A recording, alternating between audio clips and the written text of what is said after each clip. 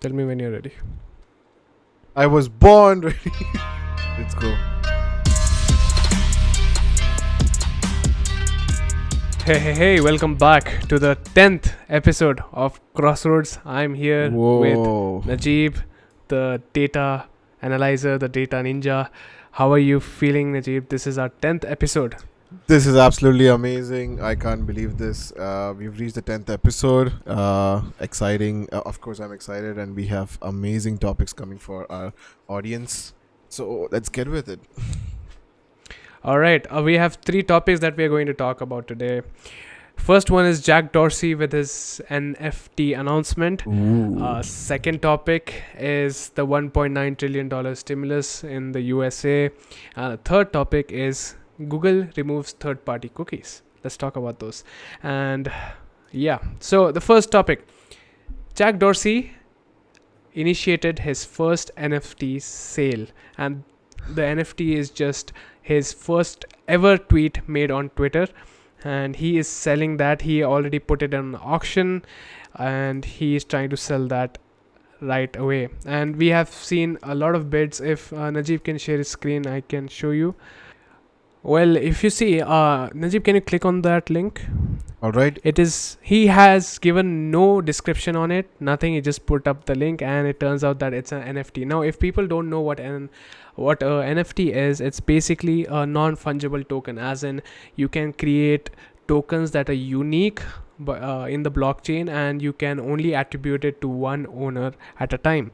So Jack Dorsey has wrapped his first tweet as an NFT, as a token, and is selling it to other people as an auction. And Najib, if you see on the previous sellers, if you zoom out a little, you will realize that the Tron community is the one that is bidding against each other. And Tron in the crypto world is very notorious when it comes to advertising. They are very good advertisers, and they usually do that using methods like this, whereas they pay into public forums, they pay celebrities to talk about them, and they are doing the same thing over here. If you see the history, Najib, if you click on, I think if you click on the name or the history, you will see all the transactions. Which history? I don't see any history over here. Browse or setup? No. Over here itself, if you click. Or how does this work? I have very few options. I don't know why it's not showing up, but okay. Yeah. So if the history was available, you would realize that there were just Tron people just bidding at each other, and right now the highest bid is $2.5 million. 2.5 million. This tweet is getting sold for $2.5 million, and that is the highest bid right now. Jack Dorsey's first tweet is selling for 2.5 million. How long is this bidding open for? Like how? It just 2 days ago. 1 day or 2 days and ago, it has if you see reached that first 2.5 tweet. million. Yeah.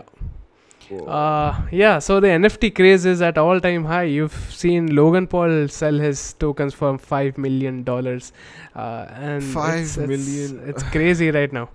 It's crazy right now, and NBA is selling their segments of highlights during the games, and cumulatively they've accounted for $300 million of sales just by people buying moments of NBA history.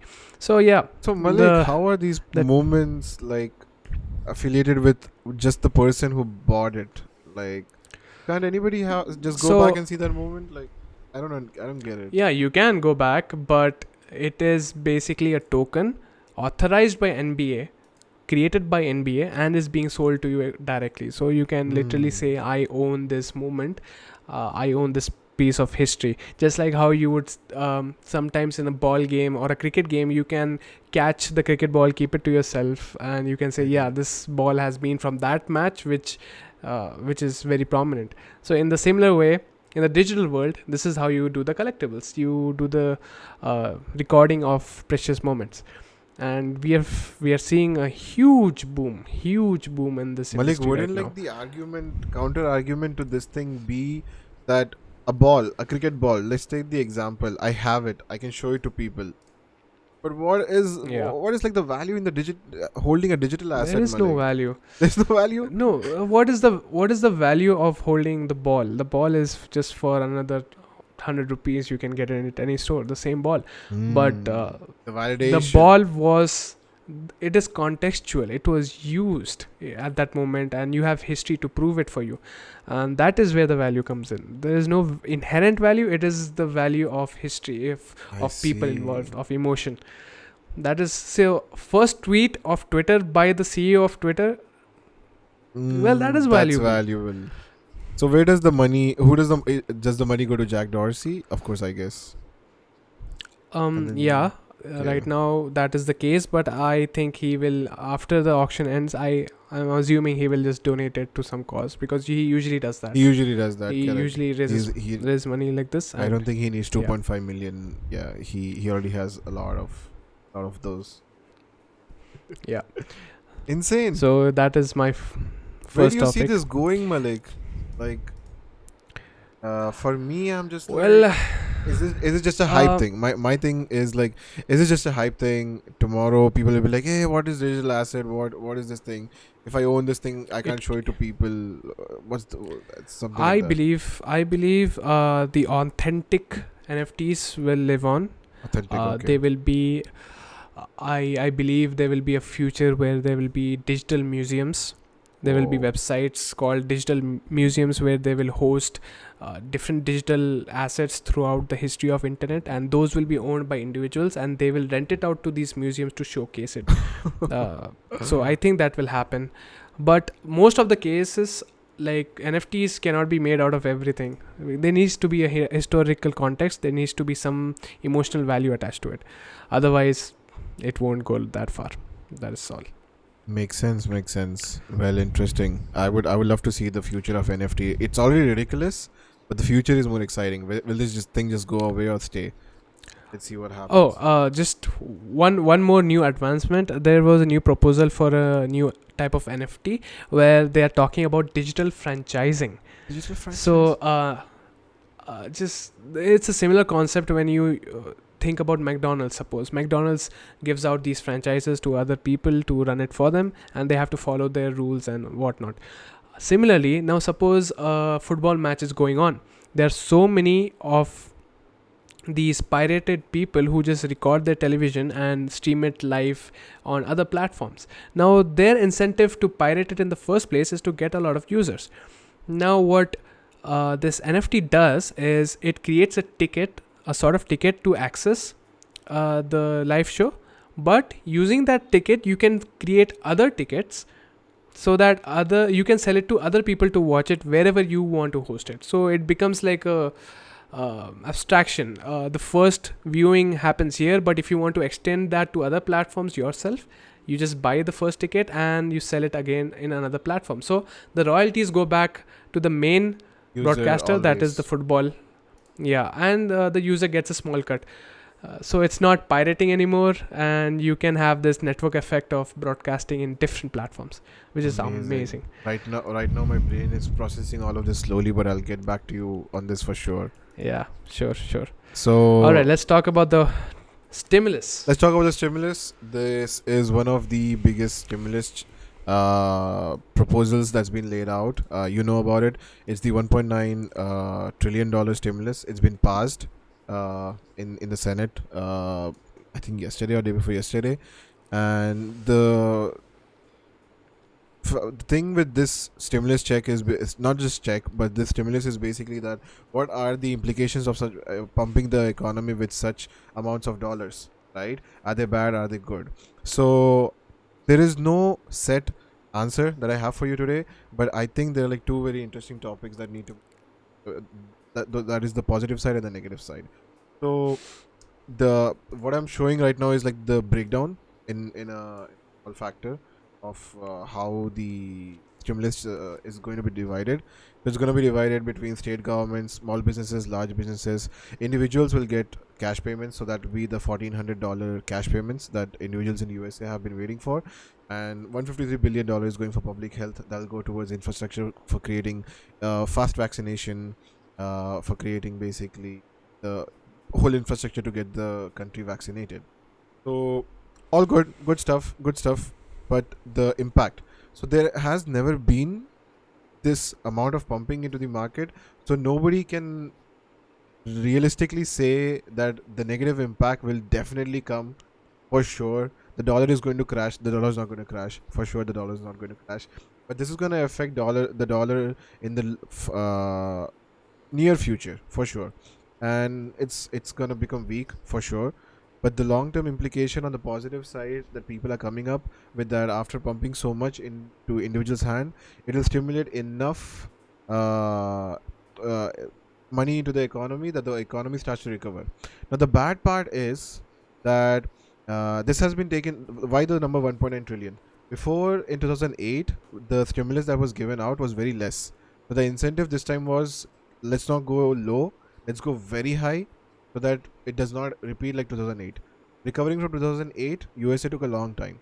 So the goal with the 1.9 trillion is to basically stimulate it faster, you can say, in a sense, right? And the essence is that it'll become the economy will become healthier faster, and then it'll start paying off this debt, hopefully in the near future, hopefully like 3-4 years Yeah. now, right? So the main point is because of stimuluses like this, asset prices increases. So it's like this money does not go into the Hands of normal public people first. directly. It Yeah, trickles down through assets, through bonds, through stocks, everywhere else. Then it comes to the basic necessities like correct. vegetables Those kind and of things small necessity things. Yeah. to the people, So basically, we you can will say. first see. Yeah, you will first see this huge influx in asset prices, land prices, stock prices, Bonds. or gold prices, First anything. they'll buy bonds most probably, because the yield, Yeah, the interest rate is low. They'll first off buy those low, bonds. and it is consistent. It is consistent. So the asset prices will prop up first. Then comes the utility stuff like petrol and all that. Those will prop up. Then comes the normal inflation, where you will see normal things like eating food propping up a lot. So the other fact that needs to be seen is that this could not be the last stimulus check, Malik, because Whoa, I the did not know that. yeah, the thing is, we have never faced something like this before, right? Stimuluses are coming in to save the economy from recession. Like, that's their essential, uh, what that's their function, right?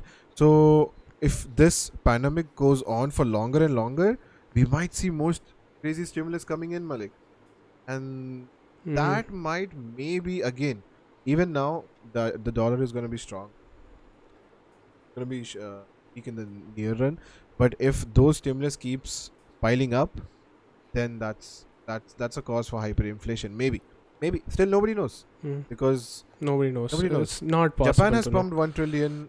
China has pumped half a trillion, and even Europe is doing a lot of things. Germany is picking up the slack for Spain, Italy, and many other countries in Hmm. the EU. So everybody is depressed right now. It's not just the US. You don't have to see as the Hmm. just the dollar is gonna go. It's So the cumulative thing is going probably, up, yeah, and you wouldn't have a reference to take in. Okay. exactly. That's the thing. And I just wanted to brush this topic off really fast, because it's like one of the biggest stimulus in the history of mankind. 1.9 trillion. Yeah. Print, Let's see what happens, printing out man. of thin air. Uh, Last topic. all right. Let's move on to the last topic. It is Google.